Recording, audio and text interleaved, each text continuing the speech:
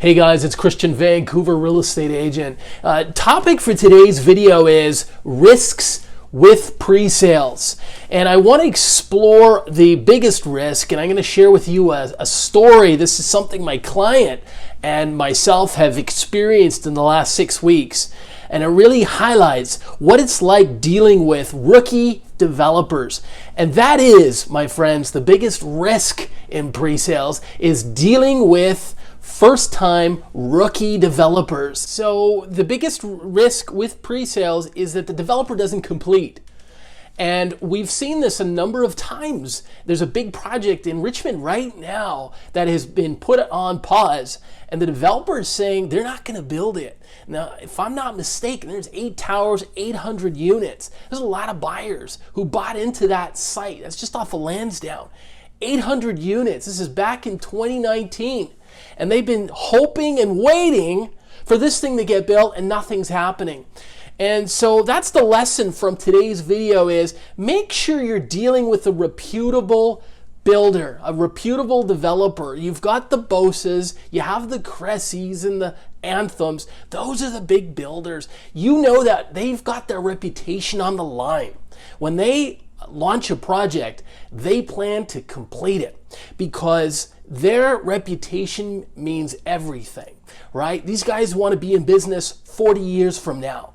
And so they need to prove that they can sell out a tower today so that you, the buyer, will be there to buy their next project 5, 10, 20 years from now. Very important. In pre-sales, we look to the reputation of the developer. And if the developer has no proven track record, there's nothing they've ever developed or built, we have nothing to go by. Like we're like pilots flying at night in the dark with our instruments out, right? So the developer's track record lets us see what their finishings are like, what are their timelines for delivery, whether they're on time or not, and so on. So quick review here, why do people buy into pre-sales? Well, the obvious big advantage is it gives you a lot of time to save up for the down payment, right? You may be buying today, the tower doesn't complete for another 3 years. You got 3 years to save up another $50,000, so it buys you time. Another one is you're buying something brand new, right? It's never been lived in, so there's that nice feeling of comfort with that. And a big one, and we've seen this in Surrey a lot in 2021, is you're investing in the future growth of a region, a city. I mean, that's why Surrey was hot this year. We had Justin Trudeau there in June announcing that the federal government was going to invest money to build that SkyTrain line all the way out from King George SkyTrain to Langley City Center, along Fraser Highway. And of course, what did we see happen? A lot of home values, especially close to Fraser, jumped, and pre-sales sold like hotcakes just because of that announcement. In fact, that very weekend, a couple of projects sold out because Trudeau had made that announcement. Anyway, so that gives you an idea of why people buy into projects. Now the key point here, the risks. What happens though if a builder doesn't follow through? Here you are, buyer, you've walked into a pre-sale center 3 years ago, you drop your down payment, which is going to be about 20%. It's sitting there in the developer's lawyer's trust account for several years because it takes a long time to build a high-rise.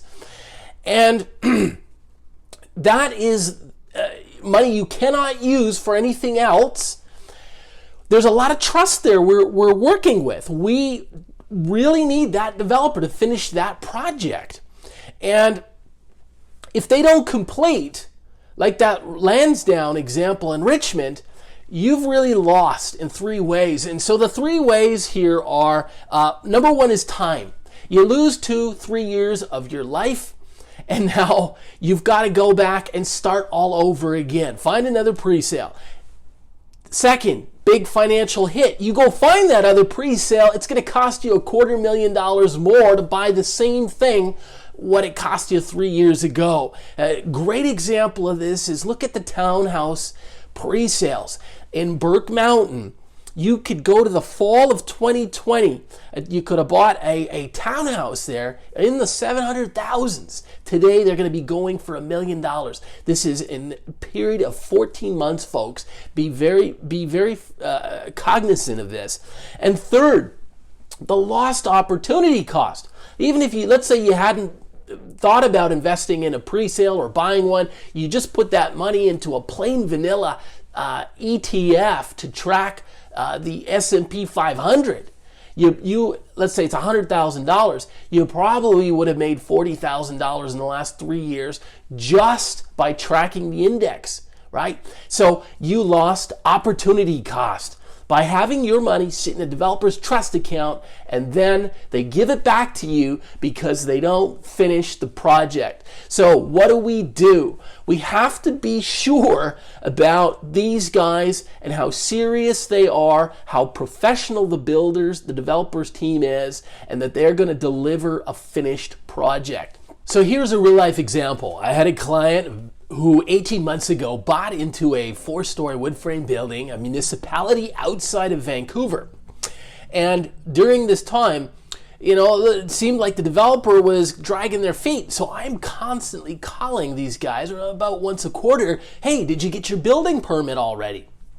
They still didn't get it. Finally, the disclosure statement there expires, which means now we're at the end of the road, and we've got to go back to the drawing board. Literally, the developer actually on their side files a new disclosure statement, meaning that whole 1 year ticking time window starts again from the beginning. So this project's already more than a year delayed.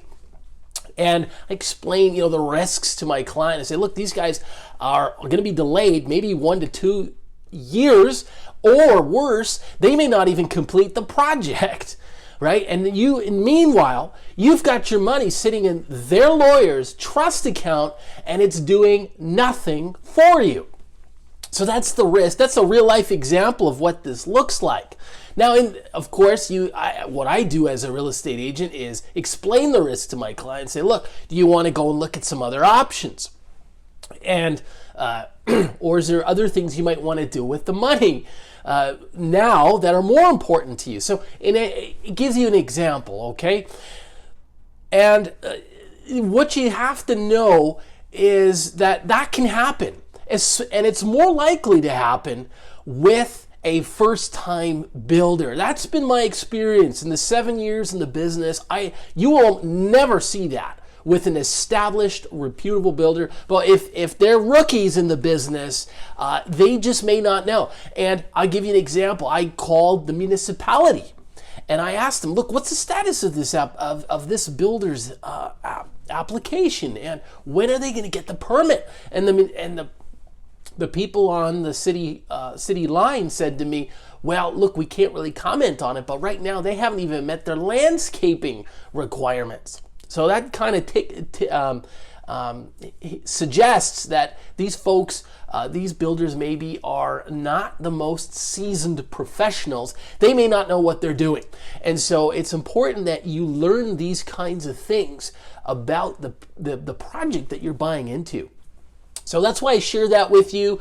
At the end of the day, the biggest risk, of course, is if they do nothing, they cancel the project and give you their money back. You're not going to lose your money. They have to give you your money back, and it's held in a trust account, so your funds are safe. But of course, now you've lost that time. That money could have been doing something for you. That's the opportunity cost. And the financial hit of it is now you're going back into the market, and it's going to cost you a lot more to buy the very same type of product. So these are the kinds of things. What do? Get a good real estate agent. You have these discussions beforehand. Look into the background, previous projects that developer has built. You can see the finishings, timelines, any changes they've made along the way. So a lot of things like that, homework that you can do before you ever walk into the pre-sale center to give yourself some peace of mind. Okay, so if you got experiences that you've had in pre-sales in the last 24 to 36 months, you want to share those with us, leave them in the comments below. You've got other comments, questions, leave those too. Give us a thumbs up or subscribe, and we'll see you next time.